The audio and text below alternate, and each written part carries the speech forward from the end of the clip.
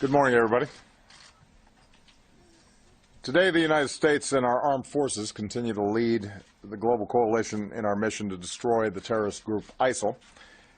As I outlined in my speech to the nation last weekend, our strategy is moving forward with a great sense of urgency on 4 fronts: hunting down and taking out these terrorists, training and equipping Iraqi and Syrian forces to fight ISIL on the ground, stopping ISIL's operations by disrupting the recruiting, financing, and propaganda, and finally, persistent diplomacy to end the Syrian civil war so that everyone can focus on destroying ISIL. I just had a chance to meet with my National Security Council as part of our regular effort to review and constantly strengthen our efforts, and I want to thank Secretary Carter, Chairman Dunford, and Vice Chairman Selva for hosting us and for their leadership of our men and women in uniform. We heard from General Austin, who is leading the military campaign in the region, as well as General Votel, whose special operations forces are playing a vital role in this fight.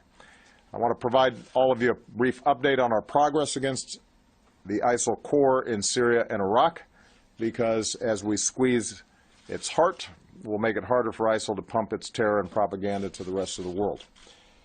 Now, this fall, even before the revolting attacks in Paris and San Bernardino, I ordered new actions to intensify our war against ISIL. These actions, including more firepower and special operations forces, are well underway. This continues to be a difficult fight.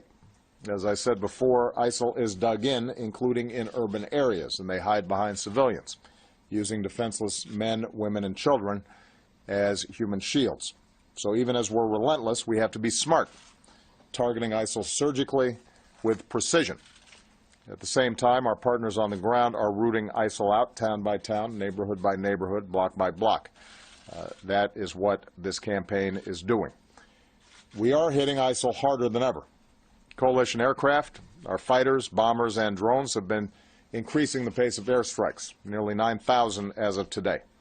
Last month, in November, we dropped more bombs on ISIL targets than any other month since this campaign started.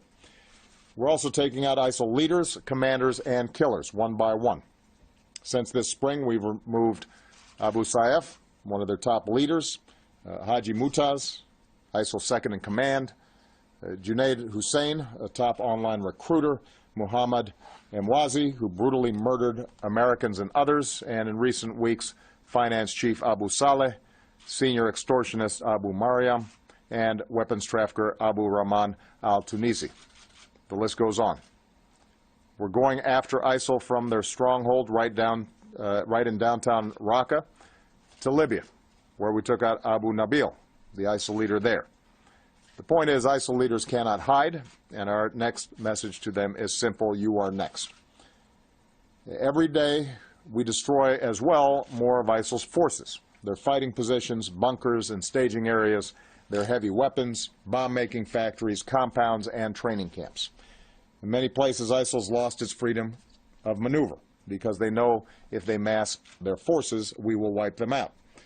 In fact, since this summer, ISIL has not had a single successful major offensive operation on the ground in either Syria or Iraq.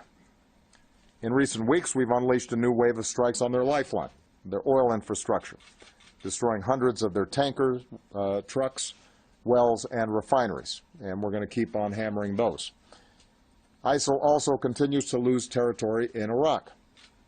ISIL had already lost across Kirkuk province and at Tikrit. More recently, ISIL lost at Sinjar, losing a strategic highway.